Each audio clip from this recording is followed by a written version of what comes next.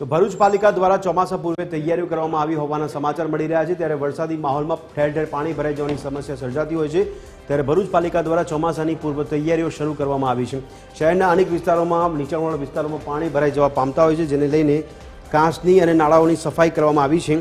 ત્યારે આગામી દિવસોમાં મુખ્ય રસ્તાઓ પર ઉગેલા ઝાડોની છટણી કરવાની કામગીરી કરાશે, જેથી વાહન વ્યવહાર પર કોઈ અડચણ ન ઊભી થાય અને વીજ તારો સાથેની શક્ય ટકરાવની સમસ્યા ટાળી શકાય। ભરૂચ શહેરભરમાં 70થી વધુ જર્જરિત ઇમારતોની ઓળખાણ કરવામાં આવી છે।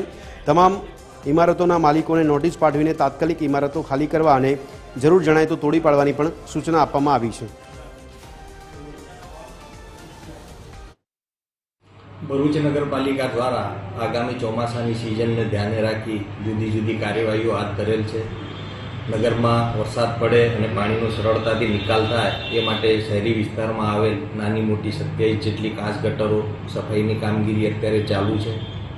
એ સિવાય રસ્તાની બંને બાજુ આવેલા ઝાડોને પણ ક્લીનિંગ કરવાની કાર્યવાહી હાથ ધરેલ છે। વધુ વરસાદ થાય એ સંજોગોમાં જો નીચાણવાળા વિસ્તારના લોકોને ખસેડવાના થાય તો એના માટે નજીકની સ્કૂલોમાં શેલ્ટર હોમ તરીકે વાપરવા માટેની પણ વ્યવસ્થા ગોઠવેલ છે। એ સિવાય નગરપાલિકાના સ્ટાફના શેલ્ટર હોમ ઉપર ઓર્ડર પણ કરવામાં આવેલ છે।